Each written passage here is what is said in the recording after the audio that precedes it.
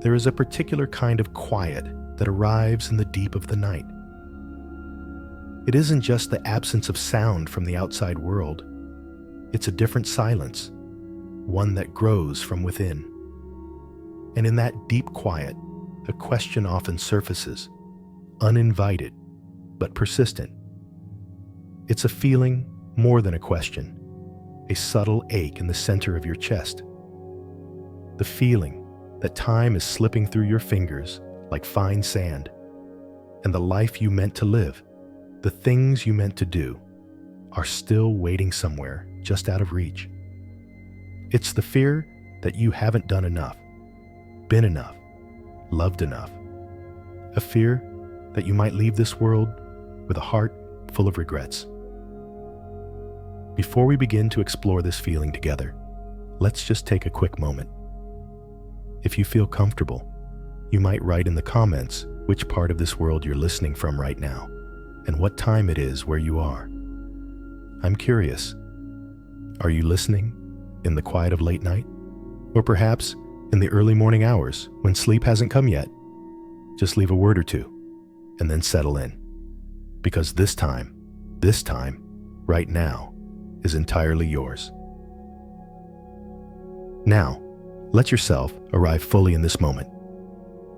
Feel the weight of your body supported by the surface beneath you. Notice the gentle rise and fall of your chest with each breath. There is nothing you need to do, nothing you need to solve. The only task tonight is to be here, with yourself, in kindness. Let's set a quiet intention, not to fight this feeling of regret or urgency, but to understand it, to hold it gently. What if this deep ache isn't a sign of failure? What if it's a testament to how much you care, to the depth of your love for life itself? The central question we will explore together tonight is a gentle one. Can we find a way to make peace with our story exactly as it is in this moment? Not the story we wish we had, or the one we think we should have, but the one that has brought us to this very bed, in this very room, breathing this very breath. This is the journey we embark on now. A journey not of fixing the past, but of finding peace in the present. As you settle deeper, feel the physical sensations of your body, the warmth of the blankets, the softness of the pillow beneath your head. Notice the air as it enters your nostrils, cool and fresh, and as it leaves, warm and soft. This simple act of noticing your breath is an anchor. It brings you out of the swirling thoughts of yesterday and tomorrow, and places you firmly, gently, in the here and now. The stories of regret, the lists of unfinished tasks, the sense of a ticking clock, they all live in the mind. But your body, your breath, they only know this moment. And in this moment, you are safe. In this moment, you are whole. Allow yourself to feel the truth of that. The mind will want to argue. It will present evidence of all the things left undone, the words left unsaid, the paths not taken. That is its job. But tonight, we are not engaging in that debate. We are simply stepping aside from it. Imagine you are standing on the bank of a river, and all those anxious thoughts are just leaves floating by on the current. You don't have to jump in and grab them. You don't have to analyze where they came from or where they are going. You can simply watch them pass. Acknowledge their presence. Ah, you might say to yourself, there is the thought about that project I never finished. Or, there is the memory of that conversation I wish had gone differently. You see them, you name them, and then you let them drift on by, returning your focus to the simple, steady rhythm of your breathing. This is not about denial or suppression. It is about choosing where to place your attention. And tonight, you are choosing to place it on peace. You are choosing to place it on rest. Consider the sheer weight of carrying your entire life story with you into bed each night. The triumphs, yes, but also every mistake, every perceived failure, every disappointment. It's an impossibly heavy burden for anyone to carry. No wonder sleep can feel so elusive. Sleep requires surrender. It requires trust. It asks us to let go of our grip on the world, on our problems, on our very identity for a few hours. But how can we let go when we're so busy holding on to everything we think we did wrong? The intention for tonight, for this time we have together, is to practice laying that burden down, just for now. You can always pick it up again in the morning if you choose, though you may find you don't want to. Imagine a space next to your bed, a beautiful, safe, sacred space. It could be a sturdy wooden chest, or a soft velvet bag, or simply an area of shimmering light. One by one, I invite you to mentally take these heavy thoughts, these regrets, these worries about time, and gently place them in that space. Take the worry about not having achieved enough and place it inside. Take the regret about a past relationship and set it down. Take the fear of an incomplete legacy and lay it to rest, just for the night. There is no judgment here. You are simply unburdening yourself. You are making a conscious choice to create the internal conditions necessary for deep, restorative rest. With each thought you set down, feel yourself becoming a little lighter. Feel the tension in your shoulders, your jaw, your stomach begin to soften and release. You are giving your nervous system a profound gift, the gift of safety. You are communicating to every cell in your body that for this period of time, the work is done. The struggle is over. It is time to heal. This quiet ache you feel is not unique to you. It is a deeply human experience, a sacred wound that comes from living a life that matters to us. It is the price of consciousness, of love, of hoping and dreaming. So instead of seeing it as an enemy to be vanquished, let's see it as a sign of your beautiful, tender heart. A heart that has dared to want things, to connect with others, to try and fail, and get back up again. Tonight, we honor that heart.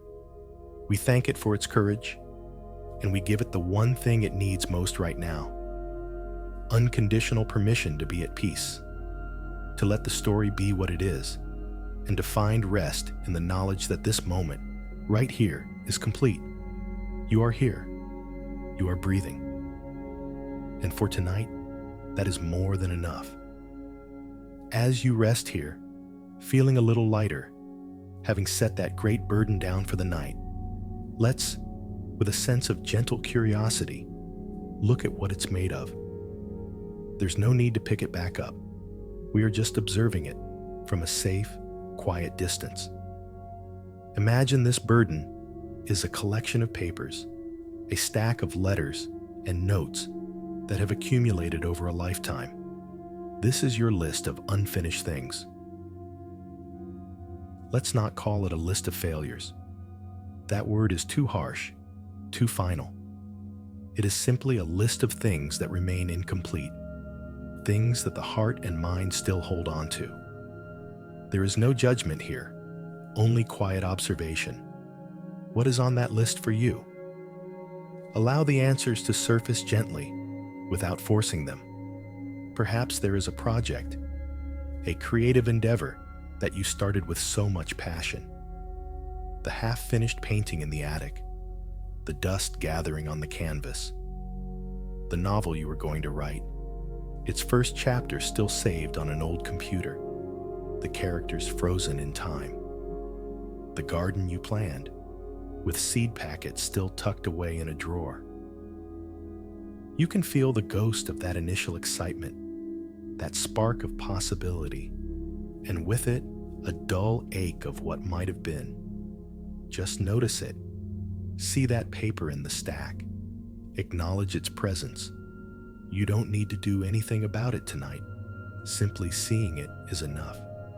Perhaps the list also contains apologies, words that were never spoken, and "I'm sorry" that got caught in your throat, tangled in pride or fear, a misunderstanding that was never cleared up, leaving a relationship to wither in the silence, a moment of impatience or unkindness that you replay in your mind, wishing you could edit the past.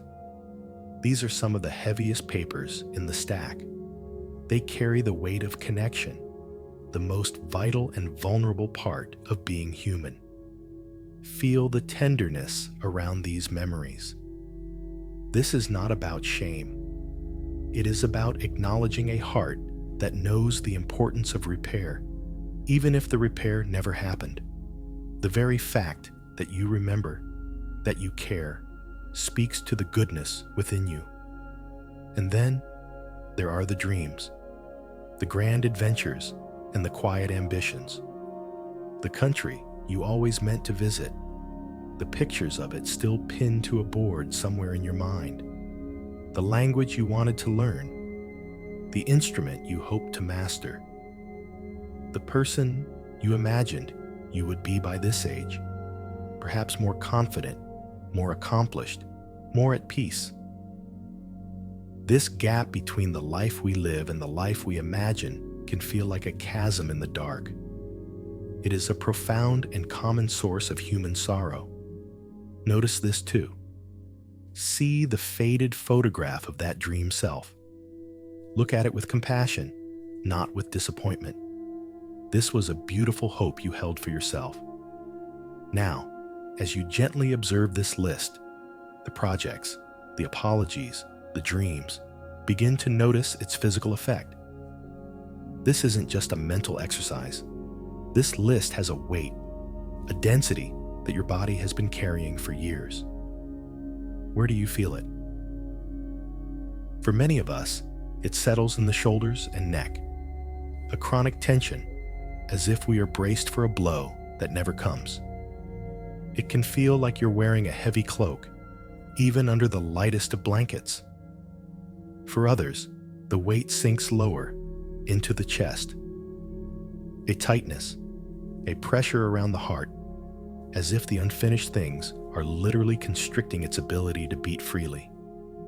It can manifest as a shallow breath, a subconscious fear of breathing too deeply and feeling the full extent of the ache. Sometimes, the list lives in the stomach, a knot of anxiety, a constant, low-level hum of unease, the feeling that something is wrong, something needs to be fixed, even when you can't name what it is.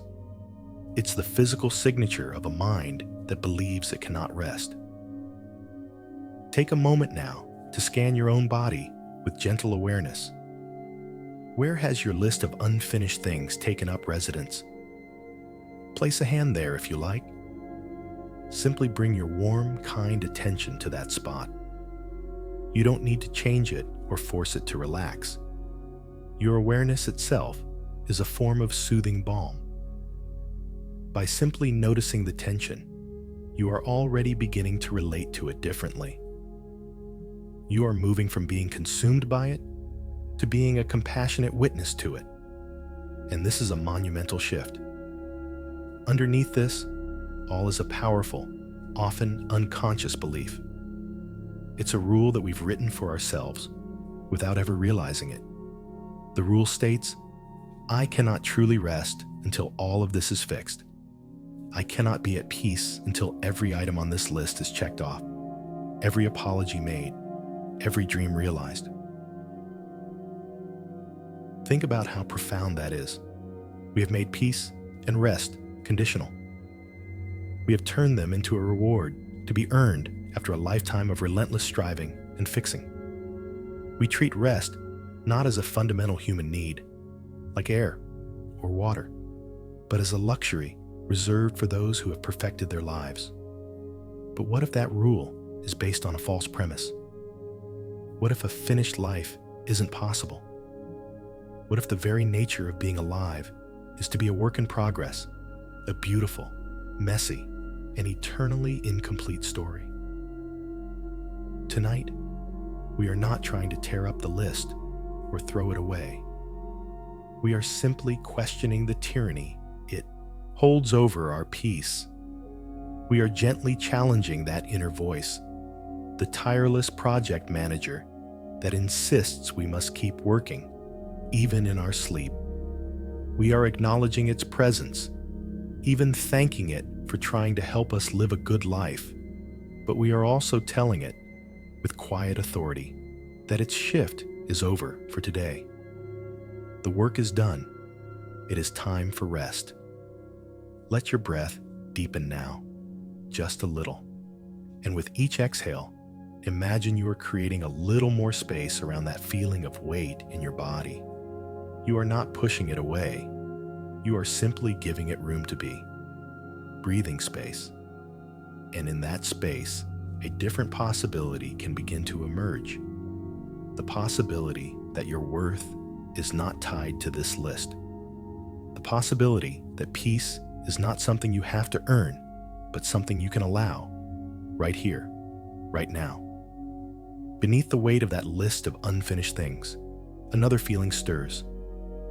It's sharper, more urgent. It's the panic of the clock. This isn't just a gentle melancholy about things left undone. It's a visceral, primal fear that time itself is an adversary. It's the feeling of sand slipping through an hourglass, each grain an irretrievable moment. As you lie here in the stillness, you can almost hear it, the soft, relentless ticking. It's a sound that seems to emanate from the walls, from the floorboards, from deep within your own bones. It whispers of deadlines, of endings, of a finality that we spend most of our waking hours trying to ignore. This panic is a powerful force. It's what drives the frantic busyness of our days. It's the fuel for the endless scrolling, the constant need for distraction, the feeling that if we just keep moving, we can outrun the shadow that follows us. But here, in the quiet of the night, there is nowhere left to run. The distractions fall away, and we are left face to face with this deep, existential dread. Let's be very gentle with ourselves here. This feeling is not a sign of weakness or a psychological flaw. It is a profound, intelligent response to the human condition. We are beings who can contemplate our own mortality. We are aware of the finite nature of our existence, and it is natural, even wise, to feel a sense of urgency about it. The problem is not the feeling itself, but the story our mind attaches to it. The story says, you're running out of time to fix your mistakes. You're running out of time to become the person you were supposed to be. You're running out of time to prove that your life had meaning. This narrative turns the preciousness of time into a source of terror. Let's witness this feeling in the body. The panic of the clock is not an abstract concept. It has a distinct physical signature. Notice your heart rate. Does it quicken at the thought of time passing? Do you feel a surge of adrenaline, a jolt of fight or flight energy, even as you lie still? This is the body's ancient survival mechanism, misinterpreting the existential threat of a finite life as an immediate physical danger, like a predator in the shadows. Feel your breath. It may become shallow, almost as if you're holding it, waiting for something to happen. The panic constricts the diaphragm, limiting the flow of life-giving oxygen, which in turn sends more signals of danger back to the brain. It's a self-perpetuating cycle of anxiety. Notice the temperature of your skin, a clamminess, a cold sweat. Your mind may feel like it's racing, jumping from one unfinished task to another, one regret to the next, in a frantic attempt to solve the unsolvable problem of mortality. This is the mind in a state of high alert, desperately searching for an escape hatch from the truth of our human limitations. This is the fear of leaving things undone. It's the artist's fear of dying before the masterpiece is complete. It's the parent's fear of not having taught their child everything they need to know. It's the lover's fear of not having said, "I love you," enough times. It's the fear of leaving a messy desk, unpaid bills, unresolved conflicts, a life that feels like a sentence cut off mid-thought. It's a deep-seated need for closure, for a tidy ending where all the loose threads are neatly tied. But life is not a tidy story. It is a sprawling, chaotic, beautiful mess. And perhaps the greatest act of courage is to accept its inherent messiness. There is another layer to this panic as well. It's the fear of not becoming the person you thought you should be. We all carry around an idealized version of ourselves. This future self is always more patient, more disciplined, more successful, more enlightened. We live our lives in constant reference to this idealized image, and we see our present self as a flawed, transitional version. The panic sets in when we realize that the time to transition is running out. What if I die as just me? The fear whispers. Imperfect, inconsistent, still struggling with the same old habits. What if I never reach that state of perfection I've been striving for my whole life? This is a profound and painful thought. It suggests that our current self is not enough, that our worth is conditional upon some future transformation that may never come. It turns self-improvement from a joyful process of growth into a desperate race against the clock. Tonight, let's give this fear a name. Let's call it existential urgency. And let's create a safe space for it to exist right here in our awareness. We are not going to fight it or try to reason it away. Arguing with panic is like trying to calm a storm by shouting at it. Instead, we are going to hold it. Imagine this feeling of existential urgency is a small, frightened child who has woken up from a nightmare. You wouldn't scold that child for being afraid. You wouldn't tell it that its fears are irrational. You would simply hold it close. You would wrap it in a warm blanket and whisper, "I know you're scared. It's okay. I'm here. You're safe." Let's offer that same compassion to the part of ourselves that is panicking right now. Place a hand on your heart and feel its rapid beat. Speak to it silently. "I feel you. I know you're scared about time running out. Thank you for trying to keep me safe, for trying to make sure my life is meaningful. But for tonight, we can rest. The clock can tick. We are safe in this bed, in this moment." By doing this, you are not indulging the panic. You are soothing the part of your nervous system that is generating it. You are unhooking the feeling from the terrifying story it tells. The feeling is just energy in the body, a racing heart, shallow breath, adrenaline. Without the story attached, it is just sensation. It is not a prophecy. It is not a judgment on your life. It is simply the body's response to a deep and ancient question about what it means to be alive for a little while and then to be gone. Let your exhale be a little longer, a little slower than your inhale. This simple act sends a powerful signal of safety to your brain. It says, "The danger is not immediate. We are not being chased. We can afford to relax." With each long, slow exhale, feel the storm of panic inside you begin to quiet. The winds may not cease entirely, but their destructive force can diminish. The waves of fear can become gentle swells.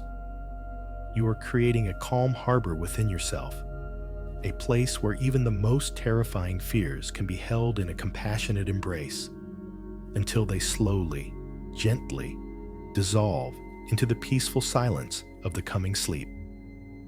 Now that we have held that feeling of panic with gentleness, let's widen our perspective a little. Let's zoom out from the intimacy of our own personal fears and look at the larger human story. The truth is, this fear of dying with regrets, this panic of the clock, is not your personal failing. It is not a sign that you have done life wrong. It is a profound, intrinsic part of the human experience. You are not alone in this feeling.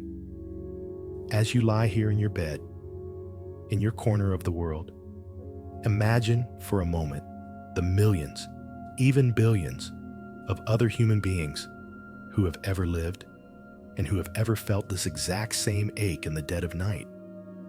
Think of the ancient philosophers in Greece, staring up at the same stars you see, pondering the brevity of life and the nature of a legacy.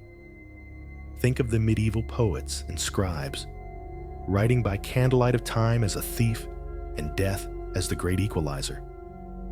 Think of your own ancestors, generations of them, lying awake at night, worrying about their children, their harvests, the mark they would leave on the world. They felt it too. This feeling connects you to them. It connects you to every person who has ever dared to hope, to dream, and to love within the constraints of a finite life. It is not a symptom of a disordered mind. It is the signature of a conscious heart. We live in a culture that often treats these deep, existential fears as problems to be solved or pathologies to be medicated. We are encouraged to think positively, to stay busy, to optimize our time, to hack our productivity, all in an effort to keep these uncomfortable feelings at bay. But in doing so, we pathologize our own humanity. We begin to believe that a healthy, successful person would not feel this way. And so, on top of the original fear, we add a layer of shame. What's wrong with me for feeling so anxious about this? We ask ourselves. Tonight, let's release that layer of shame completely. Let it dissolve like mist in the morning sun. There is nothing wrong with you. The very fact that you are wrestling with these questions is a sign of your depth, your sensitivity, and your engagement with life. It is a sign that you are not sleepwalking through your existence. The desire to live a meaningful life is one of the most beautiful and noble aspects of our species. We are storytellers. We are meaning makers. From the moment we are born, we are trying to make sense of the world, to find our place in it, to create a narrative that gives our experiences coherence and purpose. We want to know that our brief time here mattered, that our presence made a difference, however small. This anxiety about regret is the shadow side of that beautiful desire. It is born from the same source. You cannot have one without the other. To care deeply about living a meaningful life is to also be vulnerable to the fear that you might fail to do so. They are two sides of the same precious coin. So when this fear arises, instead of seeing it as an enemy, you might try to see it as a reflection of your own best qualities. It is a reflection of your capacity for love. You fear leaving loving words unsaid because you value connection so deeply. It is a reflection of your creativity. You fear leaving your song unsung because the drive to create and express is alive within you. It is a reflection of your conscience. You fear leaving apologies unmade because you have a deep, intuitive sense of justice and a desire for harmony in your relationships. See, this fear is not the adversary you thought it was. It is the echo of your own light. It is the testament to all the things you hold sacred. And so, we can say this with absolute certainty. The very fact that you care so deeply about your life, that you lie awake at night worrying that you haven't lived it fully enough, is a sign of your beautiful, tender heart. Let that affirmation sink into you. Let it be a soothing balm for the part of you that feels ashamed or broken. A beautiful, tender heart. That is what you have. A heart that is soft enough to be touched by the beauty and the sorrow of the world. A heart that is brave enough to love, knowing that all love ends in loss. A heart that is ambitious enough to dream, knowing that many dreams will go unfulfilled. This is not a fragile heart. It is a resilient one. Its tenderness is its strength. It is what allows you to connect, to feel empathy, to experience joy, to learn from pain. A heart that was hard enough to never fear regret would also be a heart that was incapable of love. Which would you rather have? When we normalize this fear, when we accept it as a universal part of the human journey, something remarkable happens. It loses its power over us. It ceases to be a sharp, terrifying, isolating experience and becomes something softer, more diffuse, more communal. It's like the difference between being lost in a storm alone and being huddled together with others in a warm, dry shelter, listening to the rain on the roof. The storm is still there, but your experience of it is transformed. You are no longer its victim. You are a witness to a shared human reality. You belong to the tribe of mortals, all of whom are navigating this same beautiful, terrifying, and achingly short existence. Let yourself feel that sense of belonging now. Feel the invisible threads that connect you to everyone who is listening to these words with you, to everyone who has ever looked up at the night sky and felt small and fleeting and full of a desperate love for this world. You are part of a vast and ancient chorus. Your personal fears are a verse in a song that has been sung since the dawn of humanity. And hearing it that way, perhaps you can begin to appreciate its melancholy beauty. It is the song of what it means to be alive. So rest now in this shared humanity. Rest in the knowledge that your feelings are valid, your fears are normal, and your heart, in its tender worrying, is functioning perfectly. It is doing exactly what a beautiful, living heart is meant to do. It is caring, deeply and passionately, about the precious gift of life. As we rest in this shared understanding, let's gently examine the source of some of this pressure we feel. So much of the fear of regret comes not from our own soul's deepest desires, but from a heavy inheritance of external expectations. From the moment we are born, we begin absorbing messages about what a good life or a successful life is supposed to look like. These messages come from our family, our culture, our education, the media. They create a blueprint, an invisible set of instructions for happiness. The blueprint might say, you must achieve a certain level of career success. You must own a certain type of home. You must have a particular kind of family structure. You must maintain a certain physical appearance. You must accumulate a certain amount of wealth. You must be happy, productive, and well-adjusted at all times. This blueprint is handed to us with the best of intentions. It's meant to be a map to a safe and prosperous life. But for many of us, it becomes a cage. We spend our lives trying to build the life depicted in the blueprint, even when our own heart is quietly calling us in a different direction. We measure ourselves against this external standard, and every deviation, every failure to meet the criteria becomes a source of regret and shame. The weight of this inheritance is immense. It's like trying to run a marathon with a backpack full of stones that don't even belong to you. Each stone is an expectation, a should, a must. I should have been more ambitious. I should have made more money. I should have a perfect relationship.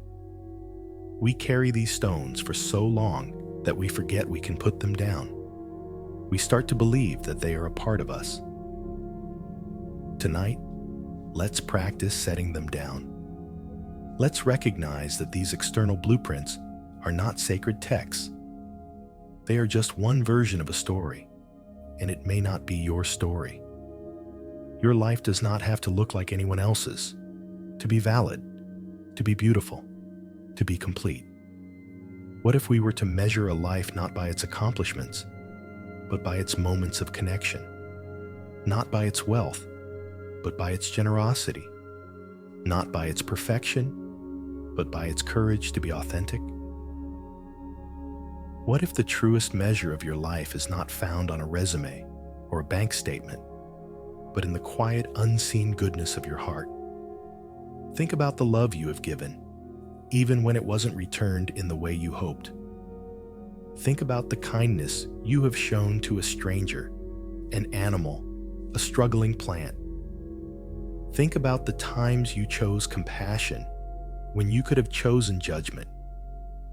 Think about the moments you listened, truly listened, to another person's pain. These are not things that society typically celebrates or rewards. They don't win you promotions or accolades, but they are the very substance of a life well lived. They are the threads of gold in your tapestry. Recognizing this allows us to release the burden of needing to have a perfect or impressive story to tell. Your story is already impressive, simply because it is a story of a human heart trying its best to navigate a complex world. It is a story of resilience, of getting up after being knocked down, of finding moments of joy in the midst of sorrow, of learning and growing and changing. Let's try on a different analogy for a life. Our culture often frames life as a race or a competition. There's a starting line and a finish line, and the goal is to get ahead, to win, to cross the finish line with the most trophies. This metaphor is a recipe for constant anxiety and comparison. It ensures we are always looking over our shoulder or straining towards a future goal, never fully present in the step we are currently taking. But what if we saw our life not as a race to be won, but as a garden to be tended? In a garden, there is no finish line. There is only the process, the seasons, the cyclical nature of growth, decay, and rebirth. A gardener does not scream at a seed to grow faster. A gardener understands that things unfold in their own time. They provide the right conditions: sunlight, water, good soil, and then they trust the process. Some plants will flourish. Others will struggle. Some unexpected wildflowers or weeds will pop up. A wise gardener doesn't see the weeds as a sign of personal failure. They see them as part of the ecosystem. They understand that even the weeds taught them something, perhaps about the quality of the soil or the need for more attention in a certain area. They may even have a rugged beauty of their own. In your garden of a life, you have had seasons of incredible blooming. You have also had seasons of drought, of frost, of lying fallow. All of it is part of the natural cycle. The fallow times were not wasted. They were periods of deep rest, of gathering nutrients below the surface, preparing for the next spring. The storms you weathered did not destroy your garden. They strengthen the roots of the plants that survived. The messy, overgrown corners are not signs of neglect. They are havens for biodiversity, for unexpected life to take hold. If you can begin to see your life this way, as a garden you have tended with love and care, the concept of regret begins to change. You no longer regret the mistakes because you see they were part of the learning. You no longer regret the failures because you see they were just part of the experiment. You develop a deep, compassionate appreciation for the entire landscape of your life, the manicured flower beds and the wild, untamed patches. All of it is yours. All of it has contributed to the unique ecosystem of who you are today. So take a moment now to honor yourself as the gardener. Acknowledge the incredible effort, the patience, the hope you have poured into this life. You have worked with the soil you were given, the weather you were dealt. You have done your best to cultivate beauty, to nurture life, to pull weeds, to plant new seeds, and the result is this unique, complex, and sacred plot of land that is your story. It is not perfect, it is not finished, but it is alive, and that is a miracle worthy of reverence, not regret. Rest in that knowing. Let the pressure to have a prize-winning garden dissolve. Your garden is precious simply because it is yours, and you have tended it with a human heart. Having acknowledged the heavy inheritance of expectations and reframed our life as a garden rather than a race, we now arrive at a crucial point in our journey tonight. It is the moment of active release. It's one thing to understand these ideas intellectually, but it's another to feel them in our bones, to allow our nervous system to truly absorb the message that it is safe to let go. So, let's create a sacred, internal space for this to happen. This space is yours alone. It exists outside of time, beyond the reach of judgment or expectation. It is a sanctuary within you, a place of perfect safety and unconditional acceptance. To find it, bring your awareness to the very center of your being. It might be a point in your chest, behind your heart. It might be in your solar plexus, a warm glow in your belly. Or it might be a sense of spaciousness within your own mind. There is no right or wrong place. Simply find the part of you that feels the most quiet, the most still. This is your inner sanctuary.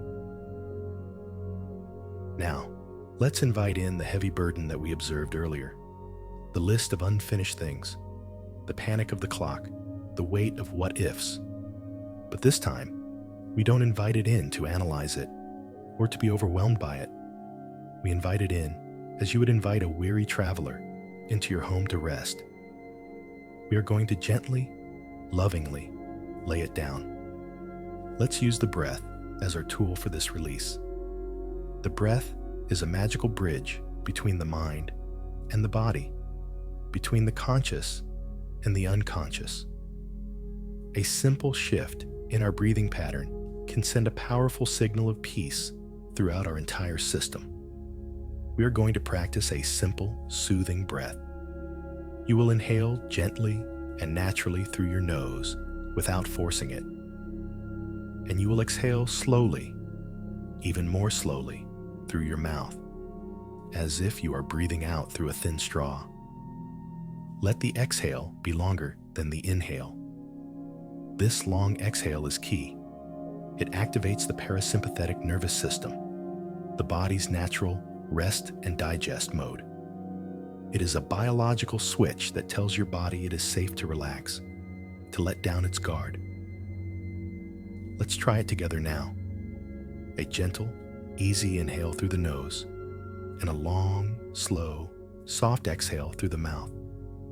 Feel the air leaving your body, carrying with it the tensions of the day. Let's do it again. a natural inhale and a very slow, controlled exhale. Releasing, letting go. One more time. Inhale, filling your belly with calm, and exhale, letting go of all that is heavy. Now, we will add an intention to this breath. With each inhale, I want you to silently acknowledge a piece of the burden you are carrying. And with each long, slow exhale, you will visualize yourself gently setting it down within your sacred inner space. Let's begin. Take a gentle breath in, and as you do, bring to mind the pressure you feel, the sense of urgency, the frantic feeling of the ticking clock. Acknowledge it. See it clearly. Now, as you exhale slowly through your mouth, imagine that pressure dissolving. See it turning into a fine mist and floating away, leaving behind a sense of calm spaciousness. Feel the release in your chest and shoulders. Now, for the next breath, inhale and bring to mind a specific regret, a what if. What if I had taken that other job?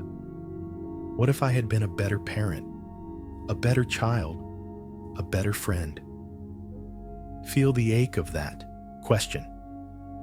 And now, exhale, long and slow. As you do, you are not erasing the past. You are simply laying down the heavy work of judging it. You are releasing the need to carry it tonight. Place that what if on a soft cushion in your inner sanctuary where it can rest. Let's take another breath. Inhale, and this time, acknowledge the fear. The deep, existential fear of an incomplete life, of not being enough. Feel its cold grip. Honor its power. And now, as you exhale, slowly, softly, imagine you are breathing warmth into that fear. You are wrapping it in a blanket of compassion. You are letting it know that it is seen, it is heard, but its watch is over for tonight.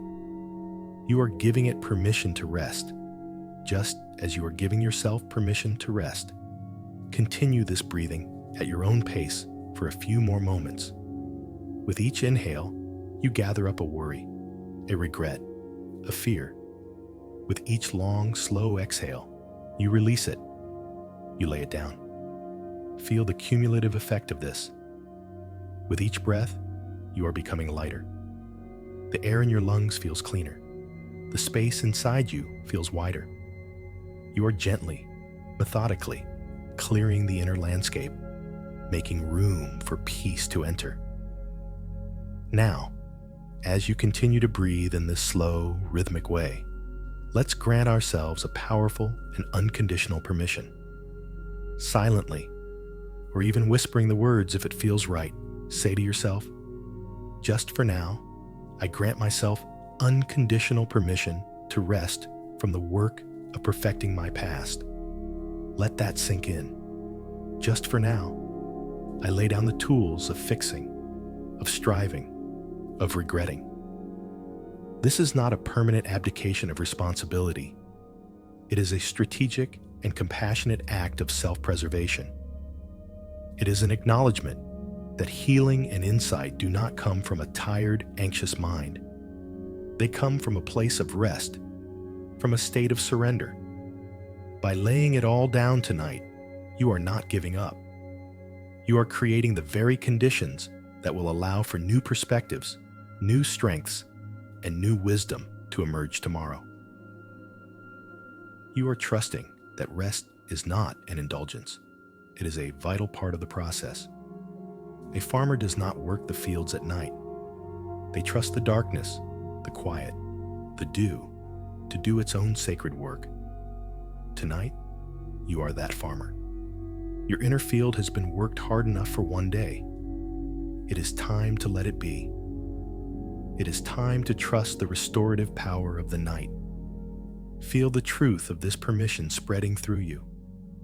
It is a wave of relief, washing away the last remnants of guilt about not doing enough. For tonight, being is enough. Breathing is enough. Resting is enough. You have done all that you can do for today.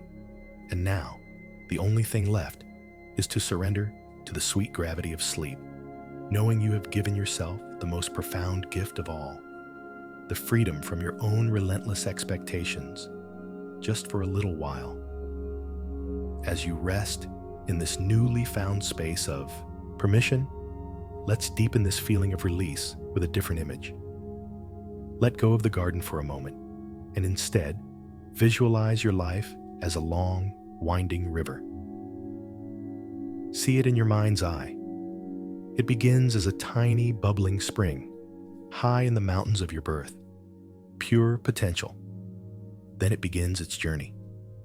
At times, the river of your life has been a gentle, meandering stream, flowing through sun-dappled meadows. These were the times of ease, of joy, of simple contentment. You can remember the feeling of the sun on your face, the sound of birdsong, the sense that everything was right with the world. There was no need to push or strive. You were simply carried along by a current of grace. These moments are a vital part of your river story. At other times, the river has flowed through deep, dark canyons. The sun was blocked out, the water grew cold, and the way forward was narrow and constrained. These were the times of limitation, of sadness, or of loneliness. It may have felt like you were trapped, that the canyon walls would never end. But the river kept moving. It always keeps moving. Even in the darkness, the current was there, silently, persistently carving its path forward. Then there were the rapids. The times when the riverbed dropped away and the water churned with whitewater fury. Life was chaotic, tumultuous, and out of control. You were tossed and turned, crashing against rocks, pulled under by powerful forces. These were the times of trauma, of crisis, of profound upheaval. Your only task in those moments was to keep your head above water, to gasp for breath, to survive. There was no thought of navigation or control. There was only the raw, primal instinct to endure. And you did. You endured. The very fact that you are here, resting now, is proof that you navigated those rapids. The river of your life flowed on. And after the rapids, perhaps it pooled into a wide, still lake. A time of reflection, of calm after the storm. A time to integrate what had happened, to allow the silt to settle, and to regain your strength before the journey continued.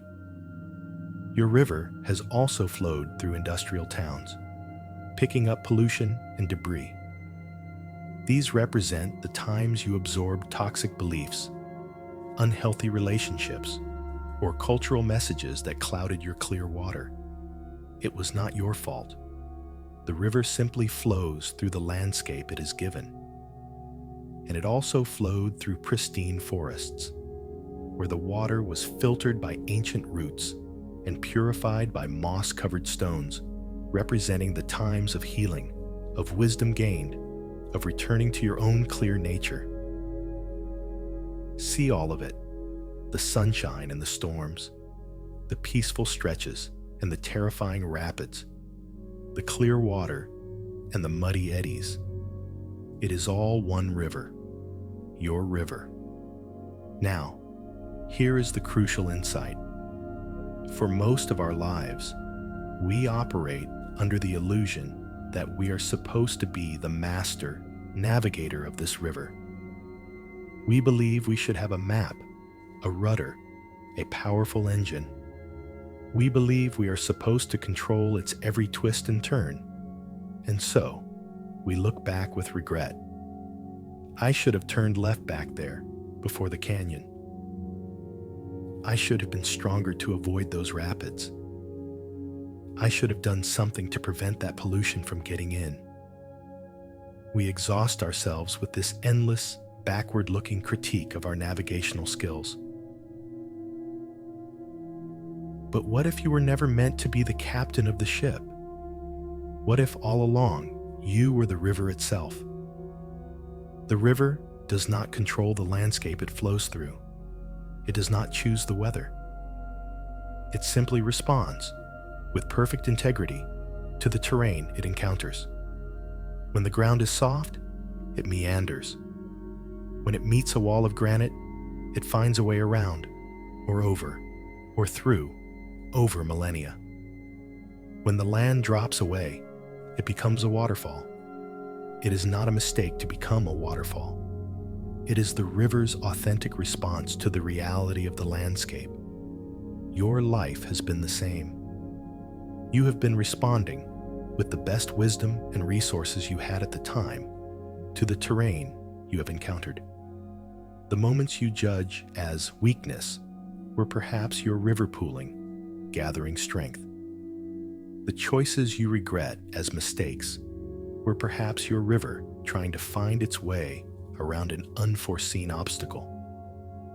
The times you felt lost were your river flowing through a dense, confusing fog. It was not a navigational error. It was simply the weather of that season. Tonight, let's release the profound and exhausting burden of having needed to control the path of the river. Let go of the illusion that you should have known what was around the next bend. You couldn't have known. No one can. Life unfolds. It is not a pre-planned itinerary. Feel the immense relief that comes with this understanding. You can stop blaming yourself for the terrain. You can stop criticizing the river for being a river. You can simply be the river, flowing in this present moment. And here is where the affirmation comes in. As you look back on this long, winding, incredible journey, the canyons, the rapids, the sunlit meadows, say this to yourself and let the truth of it land deep within you. You have navigated so much with a quiet courage you rarely give yourself credit for. Think about that. A quiet courage. It's not the flashy, heroic courage of movies. It's the steady, persistent courage of a river. The courage to keep flowing, even when the path is dark and difficult. The courage to be soft and yielding, finding the path of least resistance. The courage to be powerful and persistent, wearing down stone over time. You have had this courage in abundance. The courage to get out of bed in the morning during a season of grief. The courage to show up for your life when you felt overwhelmed and inadequate. The courage to keep your heart open even after it had been broken. The courage to simply keep breathing in and out through it all. This is the real story of your life. Not a story of mistakes and regrets, but a story of quiet, river-like courage. You have flowed. You have endured. You have adapted. And you are still flowing now, right here, in this calm and peaceful moment, resting on your banks for the night, gathering your strength under the quiet watch of the moon and stars. There is nothing to fix. There is only the journey to be honored. Rest now, great river. Rest. Having honored the courageous river of your life, let's shift the perspective one more time. Let's move from the flowing, linear image of a river to a still, holistic image. Let's see your life not as an incomplete checklist, but as a rich, complex, and beautiful tapestry. Imagine it hanging in a grand, quiet hall. This is the tapestry of your existence. Step back and look at it as a whole. Don't focus on any single part just yet. Simply take in the overall impression. The colors, the textures, the patterns of light and shadow. It is vast. It is intricate. It is utterly unique. There has never been another one like it, and there never will be again. This tapestry is the sum of all your moments, all your experiences, all your feelings. Every single thread, no matter its color or texture, has contributed to the final picture. Now, let's step a little closer and examine the threads. See the brilliant, golden threads? These are your moments of pure joy, the laughter that made your stomach ache, the breathtaking sunset that filled you with awe, the feeling of falling in love, the profound peace of a perfect, silent moment. These threads shimmer and catch the light, drawing the eye. They are beautiful, and they are an essential part of the design. But look closer. Woven right alongside them are other threads. See these dark, coarse threads of navy blue and charcoal gray? These are your sorrows, the griefs that broke your heart open, the periods of depression that felt like a starless night, the losses that changed the landscape of your life forever. From a distance, these dark threads might seem like flaws, like stains on the beauty of the tapestry. Our instinct is often to hide them, to wish they weren't there. But look what happens in the weaving. See how the darkness of this gray thread actually makes the gold next to it seem even more brilliant. The contrast is what creates depth. Without the sorrow, the joy would not have the same resonance, the same preciousness. The dark threads provide the background that allows the light to truly shine. They are not mistakes. They are the shadows that give the image its form and dimension. Now, look for the tangled, messy knots on the back of the tapestry. These are your mistakes, your perceived failures, the times you acted out of fear or confusion. They are the moments you are not proud of. We all have them. In life, we work so hard to hide these messy knots, to present a smooth, perfect surface to the world. But in the great hall where your tapestry hangs, there is no judgment. The knots are simply seen as part of the process of weaving. They show where a thread broke and had to be tied back together.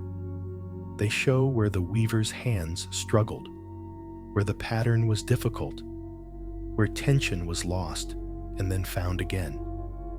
These knots are not signs of failure. They are signs of effort. They are proof that the weaver was engaged, trying, learning. In fact, these knots are what make the tapestry strong. They are points of resilience, markers of repair. A tapestry without any knots would be a tapestry that was never truly worked on, never challenged, never tested. And what about the threads that seem to run out halfway? The ones that are just left hanging? These are your unfinished projects, your unfulfilled dreams, the relationships that ended abruptly. Our minds see these as profound imperfections, the list of unfinished things. But in the context of the whole tapestry, they tell a different story. They speak of courage, the courage to begin something new, to invest your hope in a future that was not guaranteed. They add a unique texture to the piece, a sense of wildness and unpredictability. They remind us that the story was real, it was lived, and not everything in a real life gets tied up in a neat little bow. They add a fringe of raw, authentic honesty to the edge of your story.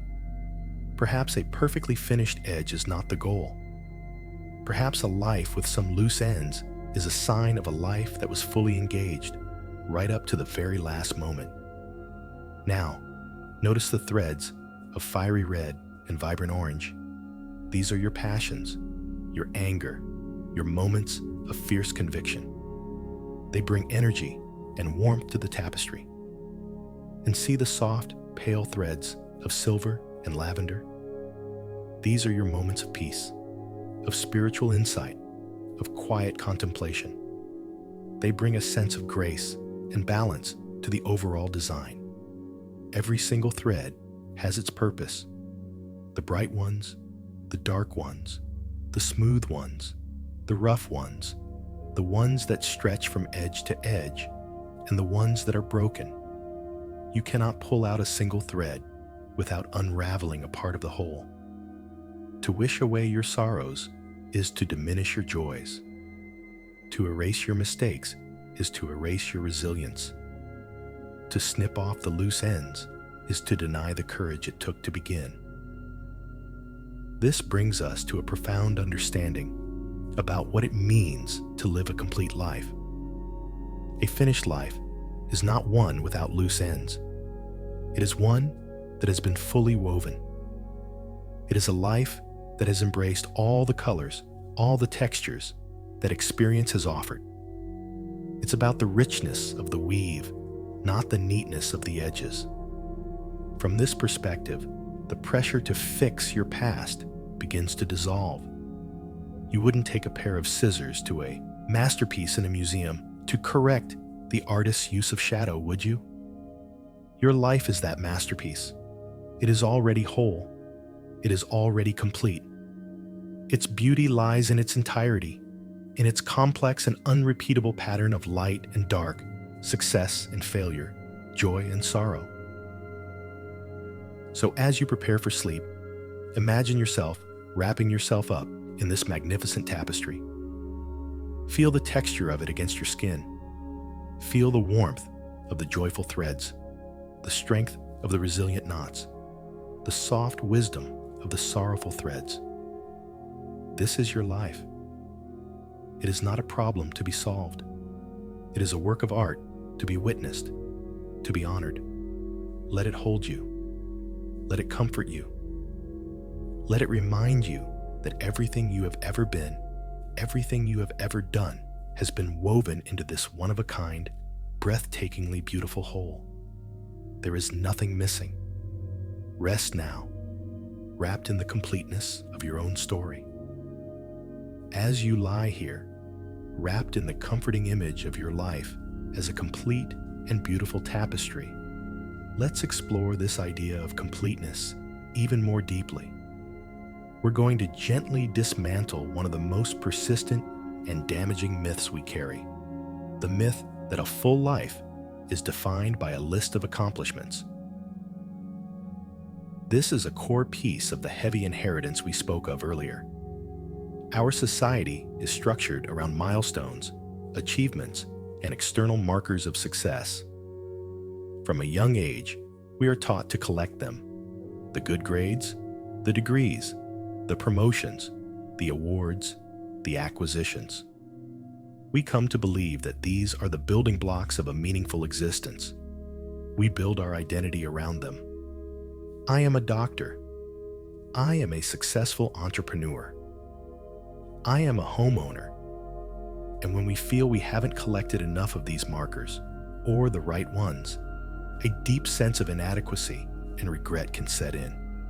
The list of unfinished things is, in many ways, a list of accomplishments we failed to acquire. Tonight, let's propose a radical redefinition. What if a full life is not one that has been perfected, but one that has been fully lived? What is the difference? A life perfected is about the outcome. It's about the finished product, the polished resume, the tidy narrative of success. It is a life measured by what was completed. A life lived, on the other hand, is about the process. It's about the texture and depth of the experience itself, regardless of the outcome. It is a life measured by the richness of feeling, the courage of the attempt, and the wisdom gained along the way. Think about it this way. Imagine two people climb a mountain. The first person is obsessed with reaching the summit. They race to the top, barely noticing the scenery, ignoring the strain in their body, pushing past their limits. They get to the top, take a picture to prove they were there, and immediately start planning the next, higher mountain they will conquer. The second person also sets out to climb the mountain, but their focus is on the journey. They notice the way the light filters through the trees. They stop to examine a strange and beautiful flower. They feel the burn in their legs and honor it as a sign of their effort. They talk with fellow climbers they meet along the path. A storm rolls in, and they are forced to turn back before reaching the summit. According to the logic of a life perfected, the first climber was a success, and the second was a failure. They did not achieve the goal. They have an unfinished thing on their list. But according to the logic of a life lived, which person had the richer, fuller experience? Who truly inhabited their moments? Who ended the day with more than just a photograph, but with a collection of sensory memories, new knowledge, and a deeper connection to the world around them? This is the shift in perspective we are invited to make tonight. It is a shift from honoring the product to honoring the process. It is about learning to value the attempt, the effort, the beautiful and messy business of trying, far more than we value the clean and tidy outcome. Let's honor the courage it took for you to try, even and especially when things didn't work out as planned. Think of a time you pursued a dream and it didn't come to fruition. A business that failed, a relationship you poured your heart into that ended, an artistic project that never found an audience. Our habit is to label these as failures and file them away in the cabinet of regret. But let's look at them through this new lens. What was the experience of trying like? What did you learn about yourself in the process? What strengths did you discover you had? Perhaps you discovered your own resilience, your capacity for hope, your ability to work hard for something you believe in. These are not failures. These are the experiences that build character, that forge wisdom, that deepen the soul. The outcome is almost irrelevant. The true value was in the living of it. Consider the love you have given in your life. Some of it may have led to lasting, happy relationships. Some of it may have led to heartbreak. The life-perfected model would judge the second instance as a failure. But a life-lived perspective would ask, what was it like to love that deeply? What did it feel like to have your heart that open, that vulnerable, that alive? To have felt that, even for a short time, is an incredible gift. The attempt to love is never a waste. It is the very pinnacle of a life lived. It is the thing that makes us most human. Let this gentle affirmation settle into your heart now. Your worth is not measured by what you completed, but by the depth with which you lived. Let that really land. Your worth is not a performance review. It is not a bank balance. It is not a list of check marks. Your worth is in the richness of your inner life. It is in the spectrum of emotions you have allowed yourself to feel, the soaring joys, the devastating sorrows, the quiet moments of peace, the fiery sparks of anger, the gentle waves of compassion. Your worth is in the courage you showed by simply participating in this wild, unpredictable, and often difficult experiment of being human. Think of all the times you were scared, but did it anyway. All the times you were confused, but took a step forward into the unknown. All the times you were tired, but found the strength to keep going. This is where your true value lies. Not in the trophies on the shelf, but in the sweat, the tears, and the laughter of the journey. This redefinition is profoundly liberating. It frees you from the tyranny of the checklist.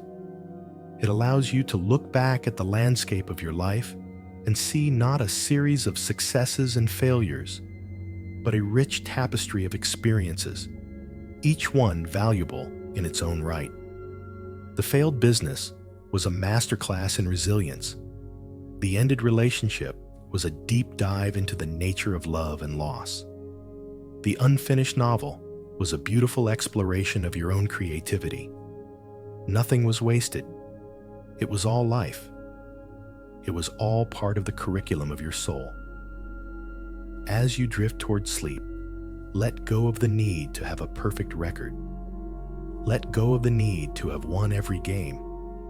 Embrace the identity of someone who has lived deeply, felt fully, and tried bravely. That is a legacy far greater than any list of accomplishments. It is the legacy of a heart that was open to the whole, messy, beautiful experience of being alive. And that is more than enough.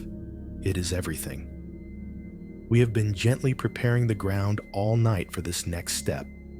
We have reframed our fears, honored our journey, and redefined what it means to live a full life. Now, we arrive at the heart of tonight's healing. It is a profound and perhaps startling idea, but I invite you to be open to it, to let it wash over you like a gentle wave. The idea is this: your story, right now, in this very moment, is whole and complete. Not in the future, when you fixed a few more things. Not in the past, before you made certain mistakes, but right here, right now, as you are, breathing in this bed. Your life is not a dress rehearsal for some later, more important event. This is it. This moment is as real, as valid, and as complete as any moment that has ever come before, or any that will ever come after. We live under a powerful illusion, a kind of collective trance. It's the illusion of arrival. We believe that our life is a journey towards a destination, and at that destination, we will finally be whole, happy, and at peace.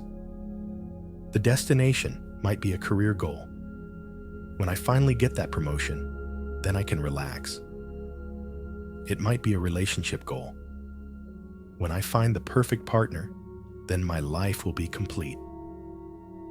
It might be a personal growth goal. When I overcome my anxiety, then I will be worthy of love.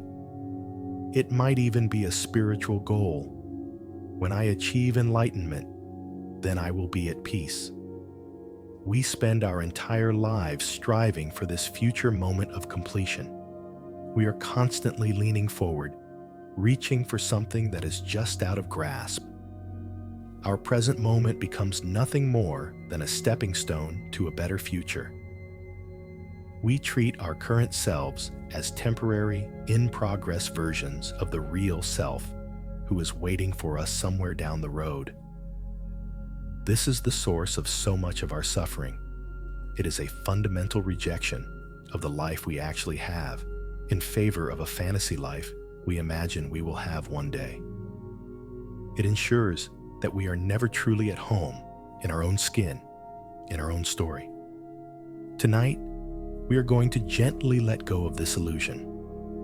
We are going to let go of the idea that some future event or achievement is required to validate your existence. You do not need to be validated. Your existence is its own validation. The fact that you are here, that you are a unique expression of life itself, is the only proof of worthiness you will ever need. Let's try a small thought experiment. Imagine that this was it. Imagine that your story, with all its joys and sorrows, triumphs and regrets, loose ends and messy knots, was sealed at this very moment. Imagine this was the final chapter. Would it be a story of value? Would it be a story of a human being who loved, who struggled, who learned, who felt deeply? Of course it would. It already is. You don't need to add another chapter about climbing a great mountain or finding a hidden treasure to make the existing chapters meaningful. The meaning is already woven into every page you have already lived. The idea that your story is already complete does not mean that your life is over or that you will stop growing and changing. On the contrary, it is the very thing that liberates you to live the rest of your life. Whether it's one more day or 50 more years, with a sense of freedom and grace, rather than a sense of desperate striving. When you know the book is already a masterpiece, you can write the remaining chapters not out of a need to prove something, but out of a spirit of joyful play and exploration. You are no longer trying to fix the plot. You are simply enjoying the act of writing. Feel the peace that comes from this acceptance. It is a profound shift in energy. It is the feeling of finally setting down an impossibly heavy bag that you have been carrying your entire life. The bag is labeled, "The Need to Be More." When you set it down, you don't collapse. You stand up straighter. You breathe more deeply. You realize you can walk so much more freely without it. Let this feeling of peace permeate your body. Feel it as a warmth spreading through your chest. Feel it as a softening in your jaw, your forehead, your belly. This is the feeling of self-acceptance. It is the feeling of coming home to yourself, exactly as you are. Who I am is enough. What I have done is enough. The story of my life, right now, is enough. Let these words be a mantra that you can repeat softly in your mind. I am enough. This is enough. Feel the quiet revolution in these simple words. They are a direct antidote to the poison of not enoughness that our culture feeds us every day. This doesn't mean you are perfect. It means you are whole. Wholeness includes imperfection. A gnarled ancient tree is whole. It is not a perfect straight plank of wood. Its knots and twists and broken branches are part of its wholeness, part of its story, part of its beauty. You are that tree. Your imperfections are not flaws to be eliminated. They are the marks of a life that has been lived, that has weathered storms and reached for the sun. As you embrace this sense of your own completeness, the fear of dying with regrets begins to transform. If your story is already whole and meaningful, what is there to regret? You lived, you loved, you felt, you tried. The outcomes were never the point. The living was the point. You have already succeeded at the one and only task you were ever given, the task of being you. And you have done it, and are doing it, with a quiet courage you are only just beginning to acknowledge. So let the striving cease, just for tonight. Let the relentless inner critic fall silent. Let the endless chase for a future state of perfection come to a gentle halt. In its place, allow a simple, profound, and healing stillness to arise. The stillness of being, the peace of enough. You are already home. You have been all along. You just needed to stop running, turn around, and open the door. Rest in this home now. Rest in the completeness of you. Resting in this profound sense of completeness, let's now embark on a gentle journey of remembrance. We are not going back to the past to analyze or regret. We are going back to reclaim the quiet evidence of a life already beautifully lived. The mind, in its anxious state, tends to focus on the big, dramatic moments, the major achievements, or the significant failures. But the true substance of a well-lived life is often found in the small, simple moments of grace that we overlook and forget. These are the moments that will never appear on a resume. They are not grand enough for a biography. But they are the moments when we were most truly alive, most deeply connected, most authentically ourselves. Let's call them your moments of grace. Allow your memory to drift back, gently, like a leaf floating on a stream. There is no need to search or strain. Just allow images and feelings to surface on their own. Let's start with a memory of pure, simple connection. Perhaps it's the feeling of a small child's hand slipping into yours, their complete and unquestioning trust flowing into you. Feel the warmth, the softness, the weight of that tiny hand. Remember the surge of protective love you felt in that moment. That was a moment of grace. It was a moment of profound meaning. It mattered. Or perhaps it's a memory of a conversation with a friend. Not a dramatic, life-changing conversation, but a quiet one.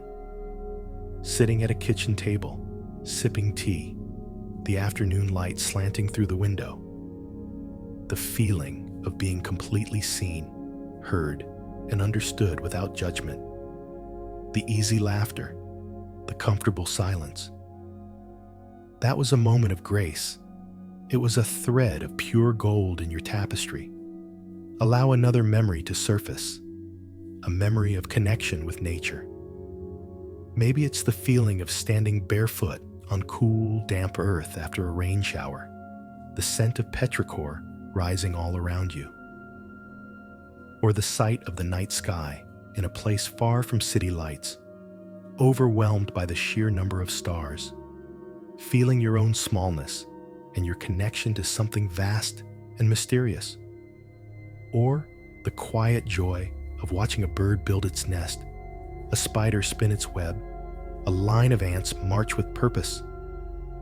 These moments of quiet awe, of feeling part of something larger than your own small story. These were moments of grace. They nourished your soul. Now, let's remember a moment of simple sensory pleasure. The taste of the first ripe strawberry of summer. An explosion of sweetness in your mouth. The feeling of sinking into a hot bath at the end of a long, tiring day. The tension melting from your muscles. The sound of a favorite piece of music filling the room, touching a place in you that words cannot reach. The comfort of pulling on a warm, soft sweater on a cold day. These are not trivial things. To be fully present for these simple pleasures is a profound spiritual practice.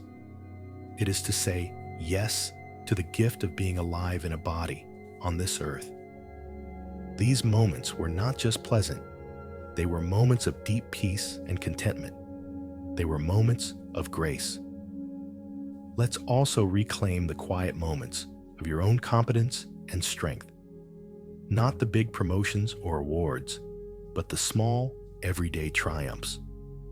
The time you fixed a leaky faucet and felt a surge of self-reliance. The time you cooked a meal for people you love and watched their faces as they enjoyed it. The time you successfully navigated a difficult conversation with patience and clarity. The time you comforted a crying child or a distressed animal and knew exactly what to do. These small moments of mastery and service are the bedrock of a meaningful life. They are the evidence that you have shown up, that you have contributed, that you have made a positive difference in your small corner of the world. They are profound moments of grace. As you gather these memories, these small, forgotten jewels, feel what happens in your body. There might be a softening, a warmth, a gentle smile forming on your lips. You are remembering yourself. You are reconnecting the parts of your story that the anxious mind has dismissed as unimportant. You are building a case, not for your success, but for the quiet beauty of your existence. This brings us to a deep understanding about legacy. We are often taught that a legacy is something grand, a book we write, a company we build, a fortune we leave behind. We fear dying without a legacy, leaving no mark on the world. But what if our true legacy is not held in accolades, but in hearts? Your legacy is the sum of all these small moments of grace. It is held in the memory of the person you were kind to in a grocery store line. It is in the confidence you instilled in a child with a word of encouragement. It is in the comfort your presence brought to a friend in sorrow. It is in the laughter you shared that momentarily lifted someone's burden. Your legacy is not an object you leave behind. It is a resonance. It is the ripples of love and kindness that you have sent out into the world, often without even realizing it. These ripples continue to spread, touching lives in ways you will never know. You have no idea how a simple act of your grace may have changed the course of someone else's day, or even their life. This is a legacy that can never be measured, and it can never be lost. It is woven into the fabric of humanity itself. So as you lie here, let these reclaimed memories form a warm, glowing blanket around you. This is the truth of your life, not the list of unfinished things, but this rich, shimmering collection of moments where you were present, where you were connected, where you were loved. The fear of dying with regrets often comes from the belief that our life has been meaningless. But these memories are the undeniable proof that this is not true. Your life has been overflowing with meaning, not in the grand, dramatic gestures, but in the quiet, sacred, everyday moments of being human. Let this knowing sink deep into your bones, into your cells, into the very core of your being. Your life has been and continues to be a thing of beauty. Let the peace of this truth carry you into a deep and restorative sleep. As the truth of your beautifully lived life settles in, cradled in the memories of your moments of grace, we can now integrate the core healing insight of our journey tonight. This is where all the threads we have been exploring, the river, the tapestry, the lived life, come together. Let this new understanding dawn on you, not as a concept, but as a felt reality. If your story is already complete, if your life is already a rich and meaningful whole, then every moment from now on is pure gift. Let that sink in. Every single moment that is granted to you from this point forward, every breath, every heartbeat, every sunrise is not something you have to earn. It is not a test you have to pass. It is not an opportunity you must desperately seize lest you fall behind. It is pure, unadulterated grace. It is a bonus round in a game you have already won, simply by having played it with a human heart. This single shift in perspective has the power to change everything. It dissolves the immense pressure of the future. The future is no longer a looming deadline, a final exam for which you are unprepared. It is no longer a vast, empty space that you must frantically fill with achievements to prove your worth. Instead, the future becomes an open field of possibility, a canvas on which you are free to play. When you are no longer trying to complete your life, you can finally begin to simply live it. The frantic energy of striving and fixing is replaced by a calm, curious energy of being and receiving. Think about the difference. Striving is a state of tension. It is a constant pushing against reality, a feeling that where you are is not good enough. It is fueled by fear, the fear of failure, the fear of inadequacy, the fear of being left behind. It is exhausting. Receiving, on the other hand, is a state of openness. It is a gentle allowing of life to unfold as it will. It is a deep trust in the process. It is fueled by love and curiosity, a love for the present moment, and a curiosity about what the next might bring. It is deeply restorative. This doesn't mean you become passive or that you stop having goals and dreams. You can still plant seeds in your garden. You can still set a course on your river. But you do it from a completely different place. You do it not out of a desperate need to validate your existence, but out of a joyful desire to express it. The outcome becomes secondary. The joy is in the act of planting, the act of steering. You are no longer attached to the results because your sense of wholeness no longer depends on them. You are already whole. Everything else is just a dance. Imagine waking up tomorrow morning. Under the old paradigm of striving, the first thought might be, what do I have to do today? What problems do I need to solve? How can I get ahead? It's a mindset of deficit and obligation. But with this new understanding, the first thought might be, I have been given another day. What a surprise. What a gift. I wonder what this day will hold. What beauty might I notice? What connection might I make? Can you feel the radical difference? The first is a life of labor. The second is a life of art. The first is a prison of expectation. The second is a playground of presence. This shift in consciousness is the deepest form of rest. It is a rest for the soul itself, which has been working so hard for so long to justify its own existence. You are letting your soul off the hook. You are telling it, your work is done. You have proven your worth 1,000,000 times over just by being. Now, you are free to simply enjoy the ride. Let yourself feel this shift from striving to being. It might feel unfamiliar at first. The habit of worry and planning is a strong one. But you can gently guide your awareness back to this new truth. Feel it in your body. Let go of the tension in your shoulders that comes from carrying the weight of the future. Let go of the knot in your stomach that comes from fearing you won't measure up. Let go of the furrow in your brow that comes from trying to figure everything out. In their place, allow a sense of ease, a sense of spaciousness, a sense of gentle, open curiosity. The great unfolding of your life will continue, but you no longer have to manage it, control it, or perfect it.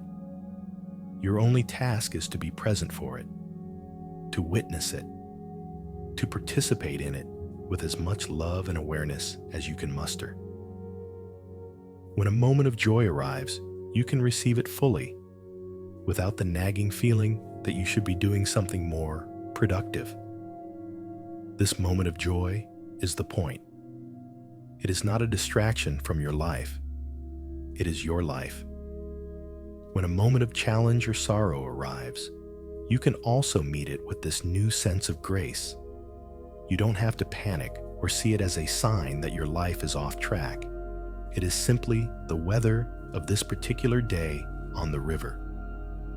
You can navigate it with the quiet courage you now know you possess, trusting that this too is part of the whole beautiful story. The pressure to have a perfect, happy, problem-free life dissolves, and in its place comes the freedom to have a real life. A life with all of its textures, all of its colors, all of its seasons. This is the ultimate release from the fear of regret. How can you regret a life where every moment is a gift? Every experience, whether pleasant or painful, becomes a part of the rich inheritance of your soul. Nothing is wasted. Everything is a lesson. Everything is a part of the great, mysterious, and sacred dance of being. So as you drift closer to sleep, let this be the final thought that you hold. Not a thought to be figured out, but a feeling to be inhabited. The feeling of grace. The feeling of being gifted this moment, this breath, this rest. There is nothing to prove. There is nothing to achieve. There is only this moment to receive. And in that simple, profound act of receiving, you will find the deepest peace you have ever known. Now, as this profound sense of peace settles deep within you, it is time to turn our awareness away from the mind's stories and journey into the deep, silent wisdom of the body. For hours, we have been working with thoughts, images, and ideas. We have been gently reframing the narrative of your life. This has been important, healing work. But a point comes where the mind must be allowed to rest, and the body's intelligence must be allowed to take over. Your body has a wisdom that is far older and more primal than your thinking mind. It does not operate on a timeline of accomplishments and regrets. It does not worry about the future or judge the past. Its entire focus is on this present moment, on the rhythm of your heart, the flow of your breath, the intricate dance of millions of cells all working in harmony to sustain your life. Your body knows, with an unshakable certainty, what it needs. And tonight, what it needs most is rest.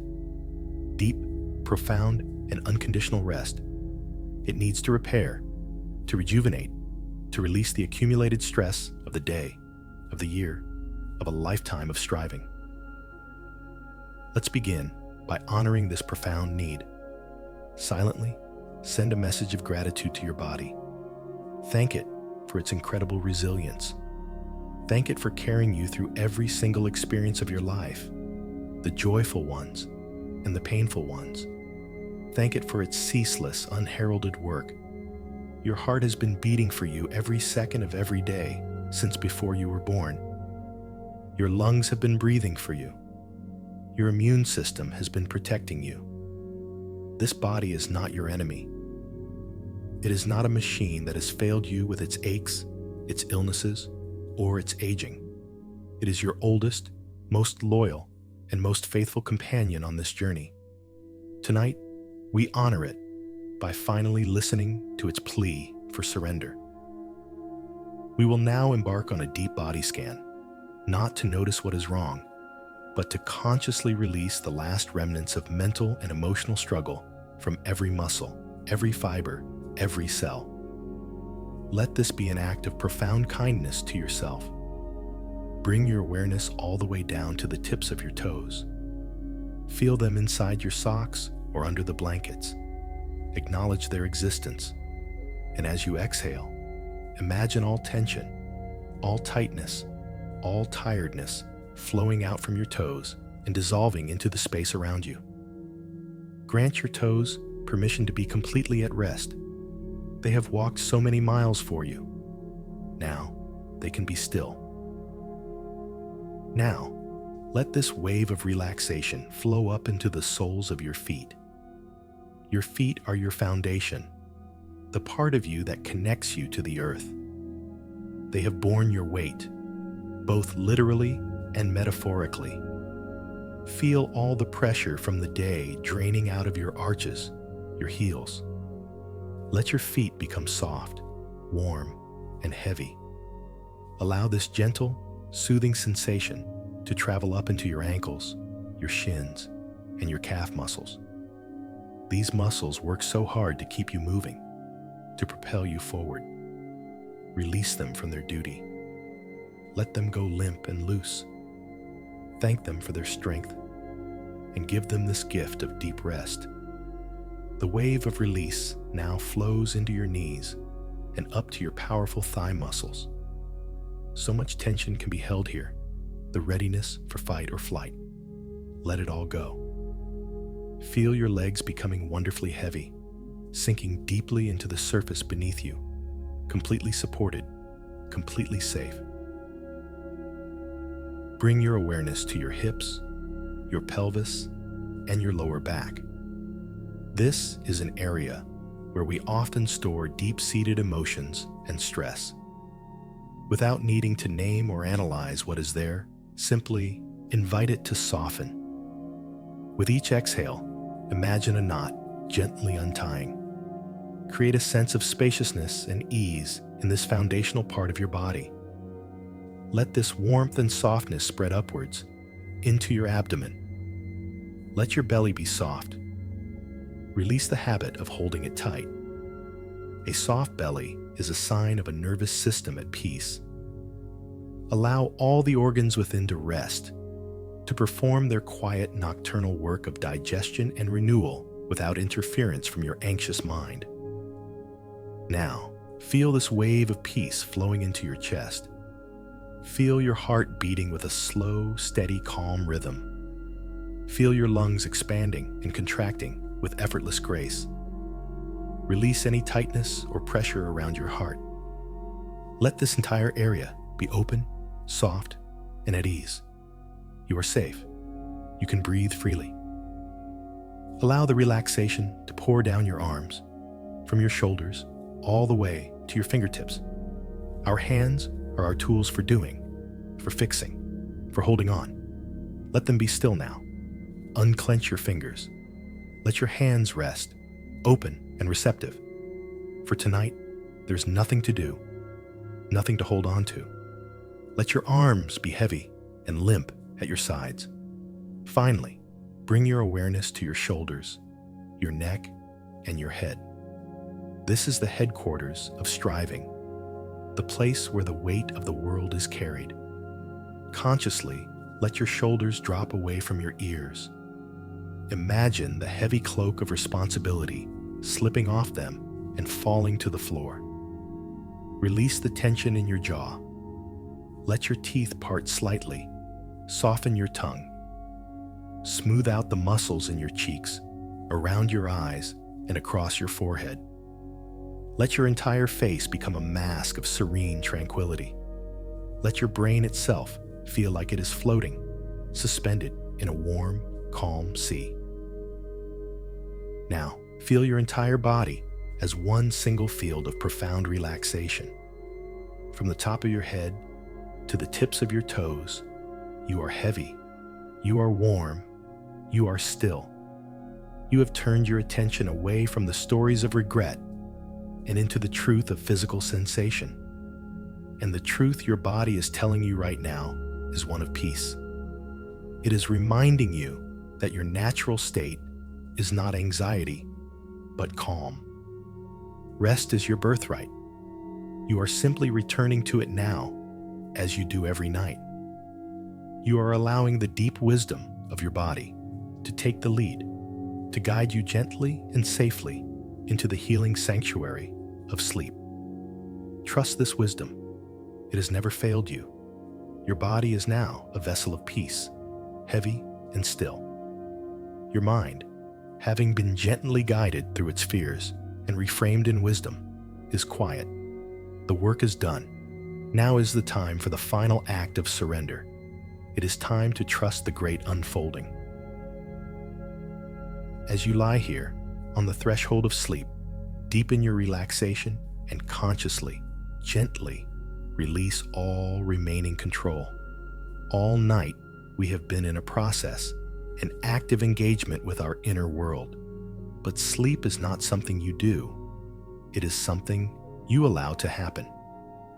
It is a state of grace that you fall into when you stop trying to hold yourself up. Imagine you are a small boat that has been sailing all day. You have navigated winds and currents, adjusted your sails, and steered your course. But now, you have reached the calm, safe harbor of the night. It is time to drop the anchor. It is time to let the gentle, rhythmic tide rock you. You no longer need to steer. You are safely moored, and the great silent ocean will hold you. Evoke within you now a feeling of being safely held by a force larger than yourself. You can give this force any name you like, or no name at all. You might call it life, the universe, God, peace, or simply the great mystery. It doesn't matter what you call it. What matters is the feeling. It is the feeling a baby has in its mother's arms. The feeling of being completely supported, completely protected, completely accepted, without having to do anything to earn it. This force has been holding you your entire life. It beat your heart before you knew you had one. It grew your body from a single cell. It is the intelligence that turns an acorn into a mighty oak and guides the planets in their orbits. It is the vast, silent, and loving presence in which all things arise and pass away. You are a part of this presence. You are not separate from it. To fall asleep is to remember this connection. It is to consciously dissolve your sense of a separate, striving self and merge back into this larger field of being, just for a little while. This can feel vulnerable. The ego, the part of us that loves control and planning, can resist this dissolution. It can send up last-minute flares of anxiety. Did you remember to lock the door? What about that email you need to send tomorrow? Are you sure you're ready to let go? Acknowledge these last whispers of the thinking mind. See them for what they are, the habit of a lifetime of vigilance. Thank that part of your mind for its tireless work in trying to keep you safe, and then gently let it know. Thank you. I am safe now. Your shift is over. It is time to rest. Let's use one final analogy to help you make this last, crucial step of surrender. Imagine you are a single leaf on a great ancient tree. All spring and summer, you have been busy, photosynthesizing, turning sunlight into life, dancing in the wind. You have played your part perfectly. But now, it is autumn. The days are growing shorter. A coolness is in the air. The tree is wisely beginning to draw its energy back into its roots, preparing for the deep rest of winter. As a leaf, your time of doing is over. Your only task now is to let go. You see other leaves around you, in brilliant shades of gold and crimson, releasing their grip and floating gently to the ground. They are not afraid. They are not fighting the process. They are trusting the tree. They are trusting the season.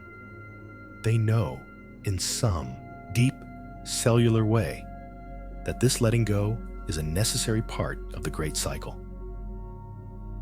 You can feel the branch you are connected to. It has held you and nourished you all season. Now, it is gently signaling that it is time. The breeze comes, not as a violent force, but as a soft invitation, a gentle whisper.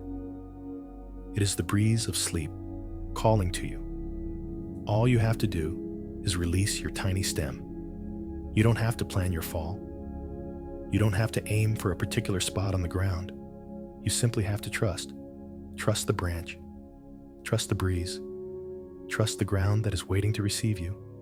Feel that final, tiny release, a little letting go, and then the sensation of floating, a gentle, effortless, drifting down, down, down, into a soft, quiet, peaceful darkness. There is no struggle. There is no fear. There is only a profound sense of rightness, of peace, of coming home. You are not dying. You are simply letting go of your daytime form, your daytime identity, and allowing the life force within you to return to its source for a while, to rest and be renewed. This is the essence of falling asleep. It is a nightly practice in the art of letting go, a nightly rehearsal for the final letting go that we will all one day face. By practicing it with trust and without fear each night, we are training our souls for peace. We are learning that surrender is not defeat. It is a wise and graceful return to the whole. So let the gentle breeze of sleep carry you now. Release your grip. There is nothing more to understand, nothing more to figure out. You are held. You are safe. The great unfolding will continue, and you can trust it completely. Let go now. Just let go. You are whole. You are complete. There's nothing left to do now. Nothing to figure out. All the stories have been told. All the burdens have been laid down. There's only this. Quiet. Stillness. Soft, deep velvet dark. Sleep is coming for you now. Not as something you must chase, but as a gentle tide rising to meet you. Feel it at the edges of your awareness. Warmth. Heaviness. Sweet, slow, sinking feeling. Let it have you. There's no need to resist. This is the peace you've been longing for. It's been here all along. Waiting for you. Waiting for you to stop running. Waiting for you to simply be still. And let yourself be held. You have done enough. You have been seen enough. More than enough. All is well. Everything's unfolding in its own perfect time. You can trust the process. Your heart can rest. Your mind can rest. Your beautiful tired body can finally rest. Sleep is coming for you now. Peacefully. Naturally. Deeply. Rest now. Just rest.